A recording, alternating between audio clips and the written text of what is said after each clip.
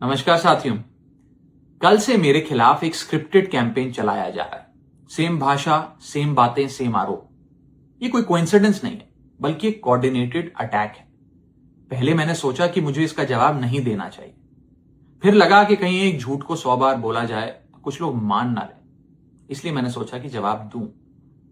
आम आदमी पार्टी ने 3 आरोप लगाते हुए यह कहा कि इन 3 आरोपों की वजह से हम राघव चड्ढा को पार्लियामेंट में बोलने का मौका नहीं देंगे।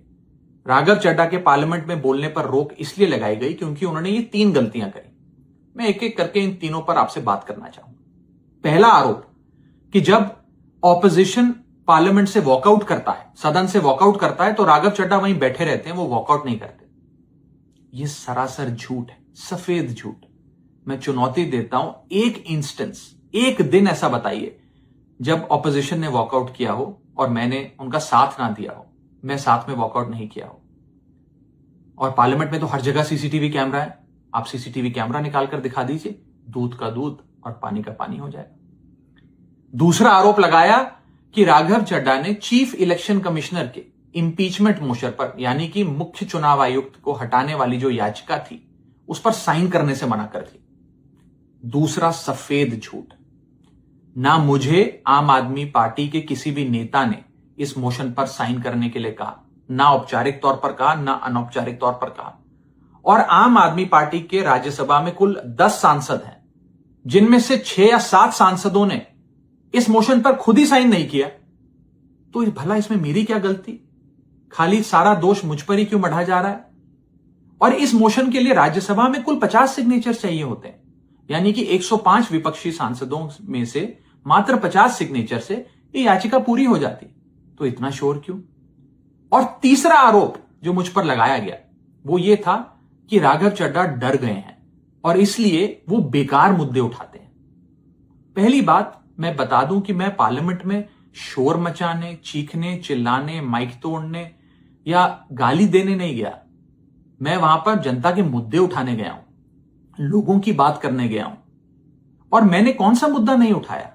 मैंने जीएसटी से लेकर इनकम टैक्स की बात करी, पंजाब के पानी से लेकर दिल्ली की हवा का मुद्दा उठाया, हमारे सरकारी स्कूलों की हालत से लेकर कैसे पब्लिक हेल्थ केयर इंस्टीट्यूशंस को मजबूत किया जाए, इंडियन रेलवेज में जो पैसेंजर्स ट्रैवल करते हैं उनकी समस्याएं रखी, यहां तक कि मेंस्ट्रुअल हेल्थ, एक ऐसा मुद्दा जिसके बारे में लोग बात करने से कतराते हैं, वो बातें तक रखी। बेरोजगारी से लेकर महंगाई तक तमाम मुद्दे उठाए। आप मेरे 4 साल का पार्लियामेंट का ट्रैक रिकॉर्ड उठाकर देख लीजिए।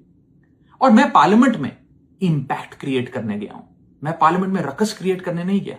ये टैक्स पेयर के पैसे से जो पार्लियामेंट चलती है, उस टैक्स पेयर के मुद्दे उठाने में पार्लियामेंट में गया हूं। अंत में मैं बस इतना कहना चाहता हूं कि जो लोग आज मुझ पर आरोप लगा रहे हैं, झूठे आरोप लगा रहे हैं, कि हर झूठ को बेनकाब किया जाएगा और हर सवाल का जवाब दिया जाएगा, क्योंकि मैं घायल हूं, इसीलिए घातक हूं। जय हिंद। मुझे जब जब पार्लियामेंट में बोलने का मौका मिलता है, मैं जनता के मुद्दे उठाता हूं और शायद ऐसे टॉपिक्स उठाता हूं जिसे आम तौर पर संसद में नहीं उठाया जाता। लेकिन क्या जनता के मुद्दे उठाना, पब्लिक इश्यूज पे बात करना कोई अपराध है? क्या मैंने कोई गुनाह कर दिया, कोई गलती कर दी? Have I done something wrong? ये सवाल आज मैं इसलिए पूछ रहा हूं क्योंकि आम आदमी पार्टी ने राज्यसभा सेक्रेटेरिएट को ये कहा है कि राघव चड्ढा के पार्लियामेंट में बोलने पर रोक लगा दी जाए। जी हां, आम आदमी पार्टी ने पार्लियामेंट को यह सूचित किया है कि राघव चड्ढा को पार्लियामेंट में बोलने का मौका ना दिया जाए। अब भला कोई मेरे बोलने पर रोक क्यों लगाना चाहेगा? मैं तो जब बात करता हूं देश के आम आदमी की बात करता हूं। एयरपोर्ट पर मिल रहे महंगे खाने की बात रखी, जोमैटो ब्लिंकिट के डिलीवरी राइडर्स की प्रॉब्लम रखी, खाने में मिलावट का मुद्दा उठाया, टोल प्लाजा लूट से लेकर बैंक चार्जेस लूट की बात करी, यहां तक कि मिडिल क्लास पे टैक्स के बोझ से लेकर कंटेंट क्रिएटर्स पर स्ट्राइक क्यों करी जाती है, टेलीकॉम कंपनियां कैसे 12 महीने में 13 बार हमसे रिचार्ज कराती हैं, डेटा रोल ओवर नहीं देती हैं, रिचार्ज खत्म होने के बाद इनकमिंग रोक देती है, तमाम इश्यूज मैंने सदन में उठाए।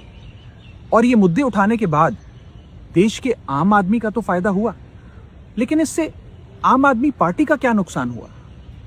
भला कोई मुझे बोलने से क्यों रोकना चाहेगा? कोई मेरी आवाज को क्यों बंद करना चाहेगा? खैर, आप लोग मुझे अनलिमिटेड प्यार देते हैं। मैं जब जब आपके मुद्दे उठाता हूं, आप मुझे सपोर्ट करते हैं, मुझे शाबाशी देते हैं, मेरा हौसला बढ़ाते हैं। मैं आपको कहना चाहता हूं थैंक यू। ऐसे ही मेरा हाथ और मेरा साथ थामे रखिएगा, छोड़िएगा मत। मैं आपसे हूं और मैं आपके लिए हूं। और जिन लोगों ने आज पार्लियामेंट में मेरे बोलने का अधिकार मुझसे छीन लिया, मुझे खामोश कर दिया, मैं उन्हें भी कुछ कहना चाहता हूं।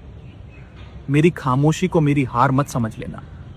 मेरी खामोशी को मेरी हार मत समझ लेना। मैं वो दरिया हूं जो वक्त आने पर सैलाब बनता है। जय हिंद।